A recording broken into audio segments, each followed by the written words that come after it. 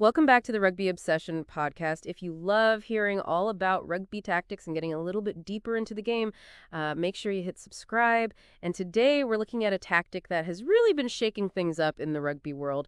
It's called the bomb squad. And you sent me some really interesting things on this. The bomb squad, of course, is famously used by the South African Springboks under Rassie Erasmus, and it's all about loading up the substitutes bench with forwards. We're talking 6-2 splits, 7-1 splits, things like that.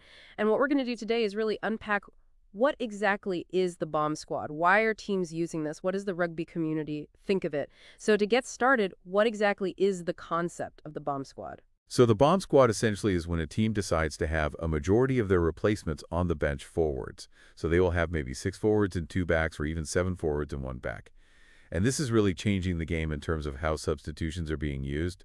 The idea behind it is that they want to have fresh legs in the pack, especially later in the game, to really make a difference in those key areas, the scrums, the rucks, and the mauls. Okay, so it's not just having replacements. It's about weighting those replacements towards the forwards.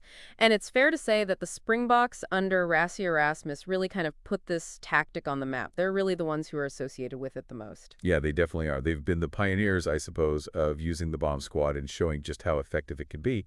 And their success has really caught the attention of other international teams. And why are teams doing this? What's the thinking behind having such a forward-heavy bench? Well, the main aim is to maintain dominance in the forward exchanges. As the game progresses, obviously players get tired, but if you can bring on a completely fresh front row, for example, around the 60-minute mark, then you can really maintain or even increase your control in those crucial areas like scrums, rucks, mauls, and that can lead to penalties. It can lead to more territory, so it's a big advantage. Right, fresh legs up against tired legs in those physical battles. It could really swing the momentum of a match. Exactly, and that's really the Fesson big objective of the bomb squad. They want to capitalize on the opposition's fatigue. Those fresh forwards come on, they're going to be up against players who are potentially exhausted, so that gives them an opportunity to win more turnovers, to force more penalties, and again, to gain that crucial territory, particularly in tight games.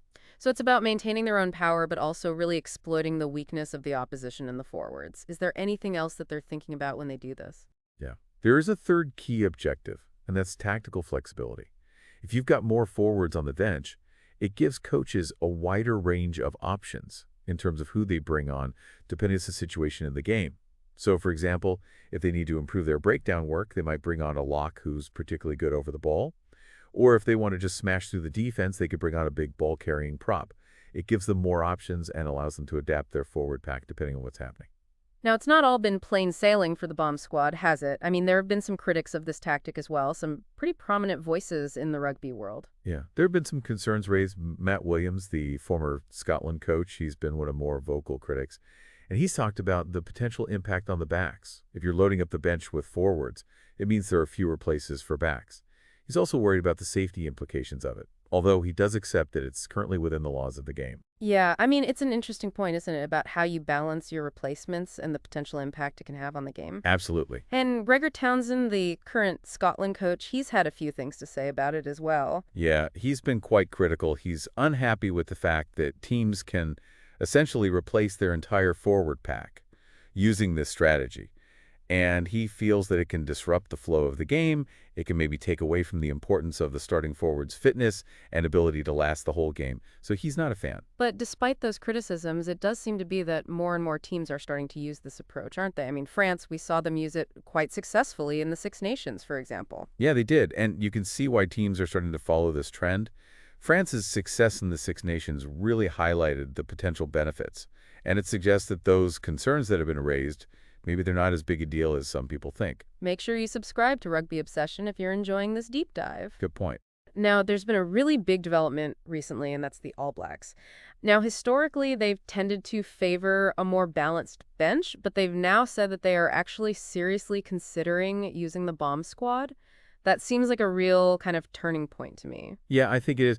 It really shows how influential this tactic has become. Scott Robertson, the All Blacks coach, has confirmed that they are looking into it. They might even go for a 7-1 split. And what's interesting is that he recognizes it's completely within the laws of the game. They're not breaking any rules. This is a legitimate tactic. And what was his reasoning behind it? Why are the All Blacks considering this change? Well, he highlighted the physicality of the modern game, the impact that fresh forwards can have in the second half.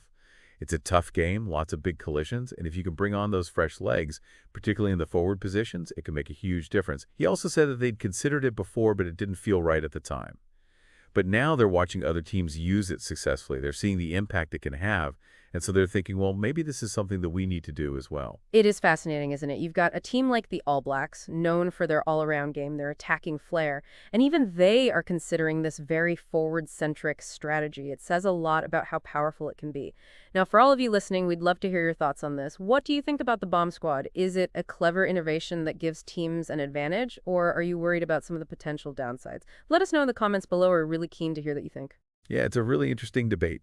And it's one that I think will continue for some time. It'll be fascinating to see how it evolves and whether it leads to other new tactical innovations. And who knows what the long-term impact on the game will be. It's something to keep an eye on, that's for sure. For sure. Well, that brings us to the end of our deep dive into the Bomb Squad. We hope you found it informative and you've got a better understanding of this fascinating tactic. And don't forget to subscribe to Rugby Obsession to hear more rugby discussions like this. And don't forget to share your thoughts on the Bomb Squad in the comments. We'll be back soon with another episode, but for now, thanks for listening to the Rugby Obsession podcast.